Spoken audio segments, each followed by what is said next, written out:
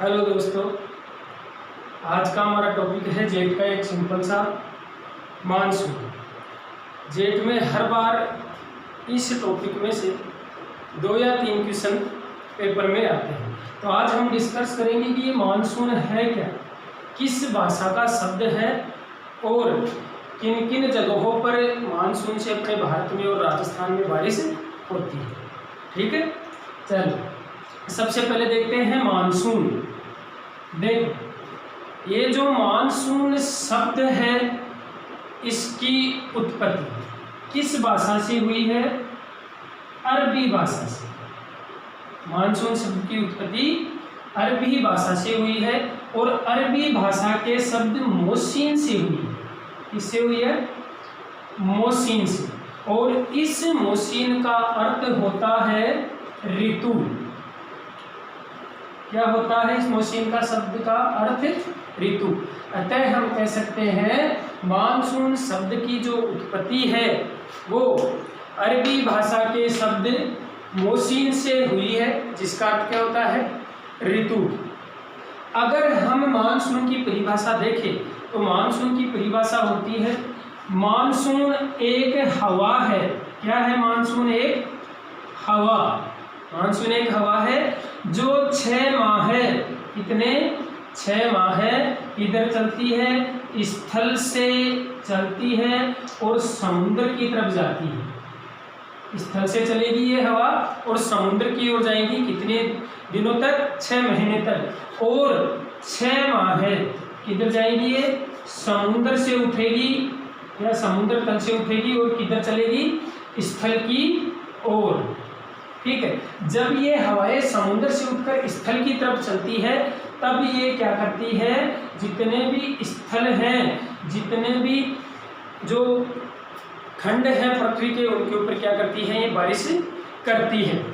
अब देखो, इसमें से पूछे जाने वाला क्वेश्चन, मानसून कौन सी भाषा का शब्द है?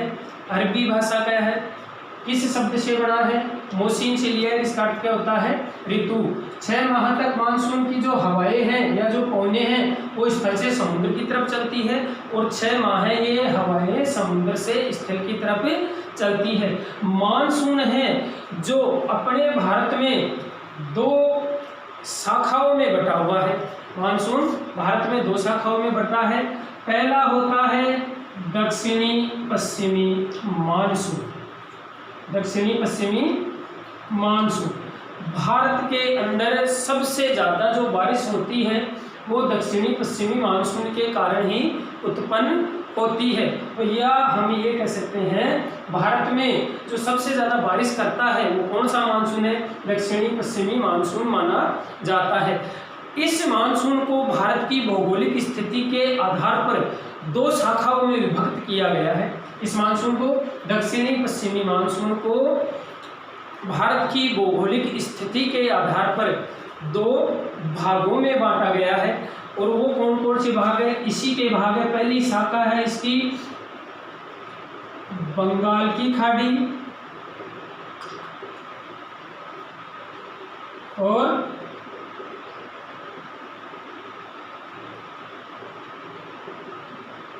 अरब सागर। ये 2 शाखाएं कौन कौन सी हैं? बंगाल की खाड़ी और अरब सागर से। अगर इन दोनों शाखाओं की अपन बात करते हैं, ये दोनों शाखाएं किसकी हैं?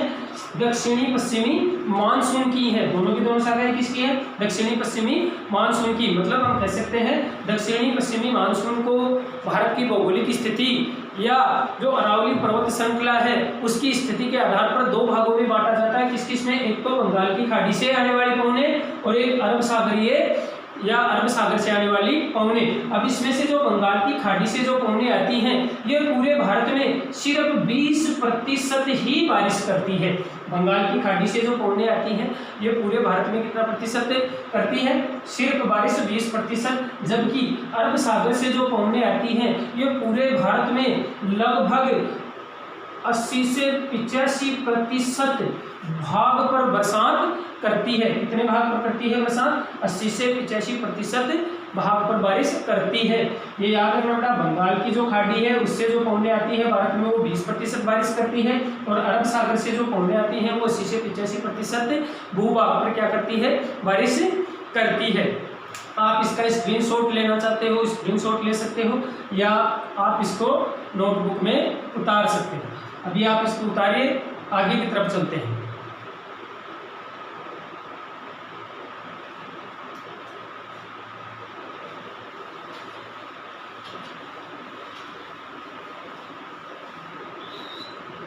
अब देखो, यहां से करते हैं कि राजस्थान और भारत में एक मानसून हो गया अपना, कौन सा, दक्षिणी पश्चिमी मानसून हो गया, दक्षिणी पश्चिमी मानसून। इस मानसून की बात करें तो पूरे भारत में यह मानसून 80 से 85% भाग पर बारिश करता है। कौन सा, दक्षिणी पश्चिमी मानसून से भारत में कितने प्रतिशत बरसात होती है, 80 से 85%। जबकि इसी मानसून की बात करें अपन राजस्थान के लिए, तो राजस्थान में इसी दक्षिणी पश्चिमी मानसून से जो बारिश होगी वो होगी लगभग 85 से 90% भाग पर इस मानसून से बारिश होती है। राजस्थान में दक्षिणी पश्चिमी मानसून से कितनी होती है, 85 से लेकर 90% तक बारिश मानी जाती है। अगर बात करें इस मानसून की, तो भारत के अंदर सर्वाधिक इसी मानसून से बारिश होती है। एक दूसरा मानसून और होता है उत्तरी पूर्वी मानसून। दूसरा मानसून कौन सा है, उत्तरी पूर्वी मानसून। यह मानसून भारत के अधिकांश इलाकों में बारिश नहीं करता। सामान्यतः यह जो मानसून है, ये जो तटीय प्रदेश हैं, भारत के तटीय प्रदेश, उनके अंदर बारिश करता है। जैसे आपका तमिलनाडु है, केरल है, इन्हीं राज्यों के अंदर उत्तरी पूर्वी मानसून क्या करता है, बारिश करता है। हाँ, यहाँ से एक बार क्वेश्चन पूछ लिया गया था कि पुनरावर्ती मानसून किसे कहा जाता है, पुनरावर्ती मानसून किसे कहते हैं। तो बड़ा यहाँ से ध्यान रखना, हमेशा पुनरावर्ती मानसून उत्तरी पूर्वी मानसून को कहा जाता है। पुनरावर्ती मानसून किसे कहा जाता है, उत्तरी पूर्वी मानसून को ही क्या कहा जाता है, पुनरावर्ती मानसून कहा जाता है। उत्तरी पूर्वी जो मानसून है ये भारत के जो तटीय राज्य हैं उनके अंदर बरसात करता है, जैसे तमिलनाडु है, केरल है। पूरे भारत में यह बारिश नहीं करता। पूरे भारत में सबसे ज़्यादा जो बारिश करता है वो दक्षिणी पश्चिमी मानसून के द्वारा होती है। भारत में लगभग 80 से 85% भाग पर बारिश करता है, जबकि राजस्थान में 85 से लेकर 90% भाग पर बारिश करता है। और कौन सा मानसून करता है, दक्षिणी पश्चिमी मानसून। इसके आगे चलते हैं। भारत के अंदर, भारत में सबसे पहले जो मानसून आता है वह मानसून 1 जून को आता है। भारत में मानसून आता है वो कब आता है, सर्वप्रथम 1 जून को आता है। सर्वप्रथम केरल में प्रवेश करता है। यह मानसून भारत के किस राज्य में प्रवेश करता है, केरल में। और कितनी जून को, 1 जून को भारत में पहला मानसून आता है या मानसून सक्रिय होता है।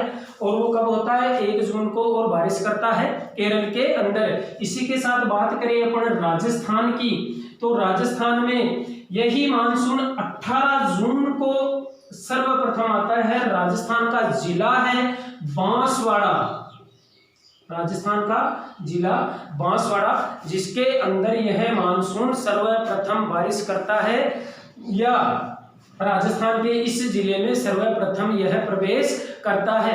अगर यहाँ से देखो, कई बार पूछा जाता है, पिछली बार पूछ लिया गया था, राजस्थान की वार्षिक वर्षा का औसत, भारत की वार्षिक वर्षा का औसत, राजस्थान में सर्वाधिक वर्षा कहाँ होती है, ये भी कुछ नॉर्मल से हैं जो पूछे जाते हैं। अगर हम राजस्थान की वार्षिक वर्षा का औसत देखें, राजस्थान की वार्षिक वर्षा तो 575 mm है, मिलीमीटर मिलीमीटर। कितनी है राजस्थान की वार्षिक वर्षा? 575 मिलीमीटर, या हम कह सकते हैं इसको 57.5 सेंटीमीटर। मतलब राजस्थान की वार्षिक वर्षा का औसत कितना है? 575 mm या फिर 57.5 सेंटीमीटर। इसी के आधार पर देखा जाए तो भारत की जो वार्षिक वर्षा है उसका औसत मानते हैं 1194, लेकिन एक बार जेट में क्वेश्चन आया था, उसके अंदर इसकी 1200 mm भी कर दी थी और इसमें आंसर 1200 mm माना था। ठीक है बेटा जी। अगर इसका अकॉर्डिंग देखते हो तो 119.4 सेंटीमीटर होगी और इसके अकॉर्डिंग 120 सेंटीमीटर होगी। नए डाटा के अनुसार भारत की जो वार्षिक वर्षा का औसत माना गया है वो कितना माना गया है? 1200 mm या 120 सेंटीमीटर। ये हुई राजस्थान और भारत की वार्षिक वर्षा के औसत की बात। अब यहीं से देख लेते हैं विश्व की। आप सभी जानते हो विश्व की जो वार्षिक वर्षा है वो 1000 mm है, और mm को सेंटीमीटर में कन्वर्ट करते हो 10 का भाग लगा देते हैं तो कितना हो जाता है? 100 सेंटीमीटर। मतलब कह सकते हैं राजस्थान की वार्षिक वर्षा 575 mm व 57.5 सेंटीमीटर, भारत की वार्षिक वर्षा 1194, या फिर आप मान सकते हो 1200 mm, जिसको अगर सेंटीमीटर में कन्वर्ट करते हो तो कितनी हो जाती है? 119.4 सेंटीमीटर, और 1200 के हिसाब से हो जाती है 120 सेंटीमीटर। और विश्व की वार्षिक वर्षा का औसत अगर आप देखते हो तो विश्व की वार्षिक वर्षा का औसत जो सेंटीमीटर होता है वो होता है 1000 mm या 100 सेंटीमीटर। आगे चलते हैं, इनको आप नोट भी करते रहिए अपने बुक के अंदर ताकि आपको डाटा याद रहे।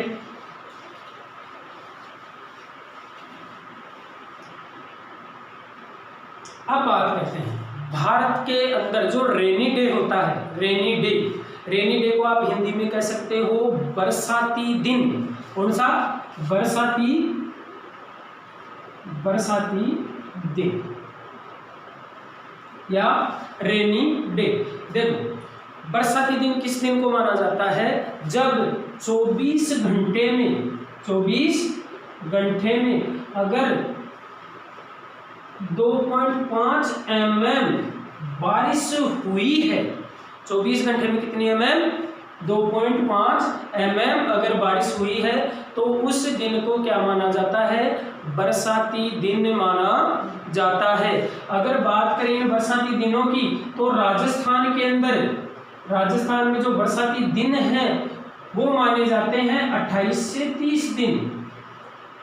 मतलब राजस्थान में जो बरसाती दिन है वो कितने होते हैं? 28 से 30 दिन होते हैं। जबकि भारत की हम बात करते हैं तो भारत में जो ये बरसाती दिन है वो माने जाते हैं 118 से लेकर 120 दिन। कितने माने जाते हैं भारत के अंदर बरसाती दिन? 118 से लेकर 120 दिन। अब अपन ये भी जानते हैं जो राजस्थान है उसको शुष्क प्रदेशों में गिना जाता है, क्योंकि यहाँ पर इसकी वार्षिक वर्षा का जो औसत है वो 575 mm तक ही है, इससे ऊपर नहीं है। और अगर हम शुष्क कृषि की बात करते हैं तो उसकी परिभाषा में साफ कहा जाता है ऐसे क्षेत्र जिनकी वार्षिक वर्षा का औसत 750 mm से कम हो, जबकि राजस्थान की वार्षिक वर्षा तो 575 mm ही मानी जाती है। इसलिए राजस्थान को ज्यादातर अपन शुष्क प्रदेशों के अंदर भी मानते हैं। अब देखो राजस्थान के अंदर जो ये मानसून काल है, राजस्थान के अंदर मानसून काल, राजस्थान के अंदर जो मानसून काल है ये सिर्फ 40 से 80 दिन का होता है। कितने दिन का होता है? 40 से लेकर ओनली 80 दिन का। और इन 40 से 80 दिनों के अंदर थोड़ा दिमाग से सुनिएगा, राजस्थान में जो मानसून काल है वो 40 से 80 दिनों का होता है। और इस 40 से 80 दिनों के अंदर टोटल बरसात का लगभग 85 से 90% जल अपने को क्या हो जाता है? प्राप्त हो जाता है। ठीक है बेटा, समझ में मेरी बात? राजस्थान के अंदर जो मानसून काल है वो कितने दिनों का है? 40 से लेकर 80 दिनों का। और इसी 40 से 80 दिनों के मध्य लगभग 85 से 90% बरसात का जल अपने को क्या हो जाता है? प्राप्त आसानी से हो जाता है। अगर अपन देखें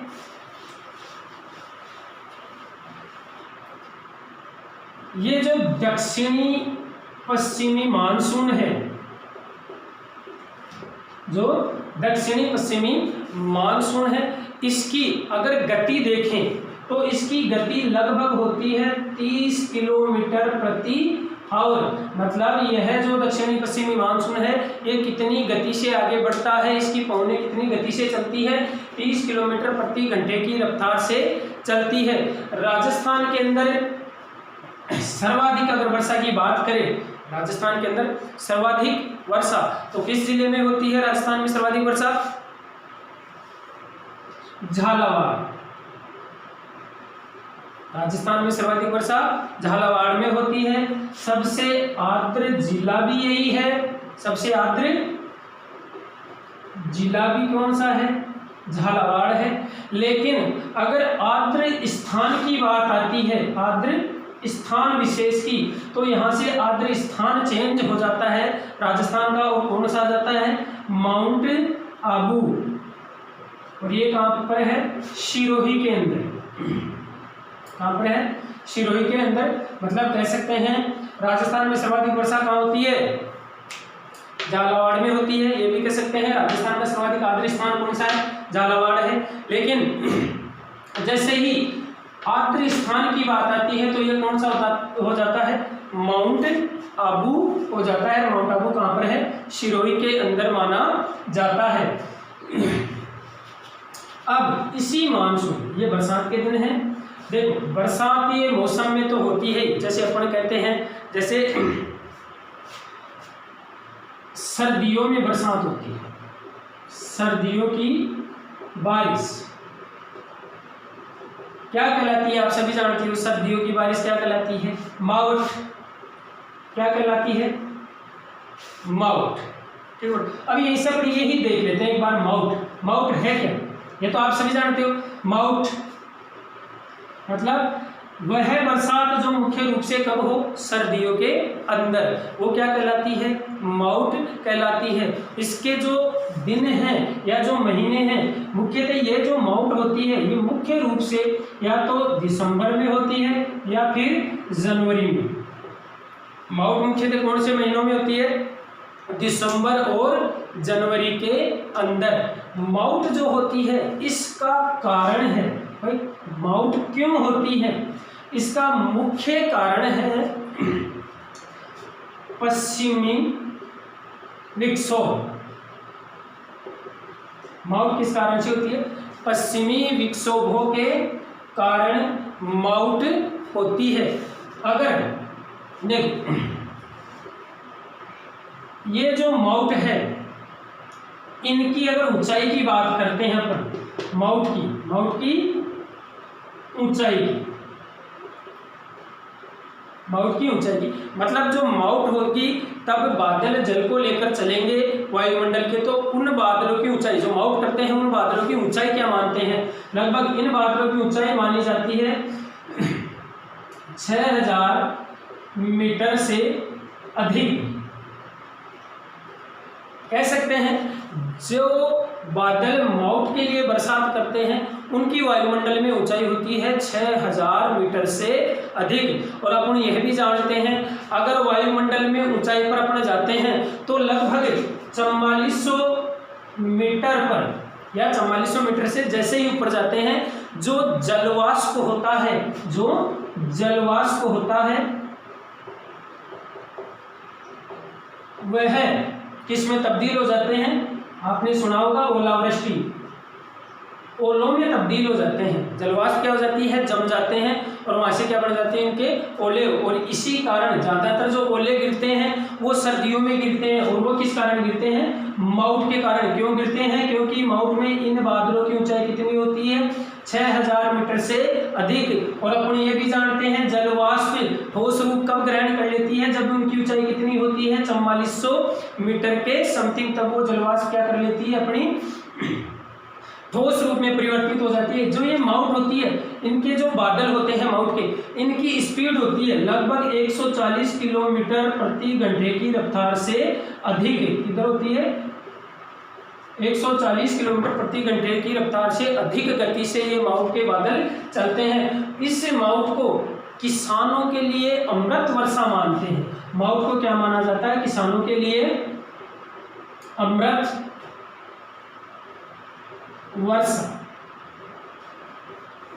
माउट को क्या कहा जाता है किसान के लिए? अमृत वर्षा, गोल्डन ड्रॉप क्या कहा जाता है?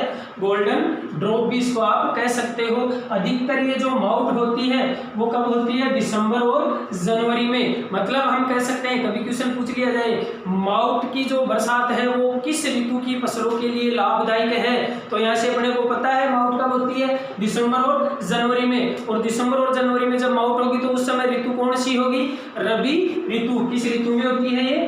रबी ऋतु में। मतलब कह सकते हैं माउट की वर्षा रबी ऋतु की फसलों के लिए सबसे लाभदायक मानी जाती है। और अगर पूछ लिया जाए कि सबसे ज्यादा लाभदायक किस फसल के लिए है, वो भी माउट सबसे ज्यादा लाभदायक किस फसल के लिए मानते हैं माउट को, तो वो कौन सी होती है? चना। कौन सी होती है? चना होती है, जिसके लिए सबसे ज्यादा लाभदायक मानी जाती है। दोस्तों आप इसको अच्छे से रीडिंग करना, और अगर कोई चैप्टर कुछ छोटा छूट गया हो तो आप कमेंट में हमें बताना, और जहाँ पर भी आपको लगे तो वो भी आप हमें कमेंट में करना। ठीक है, आगे मिलते हैं। Thank you.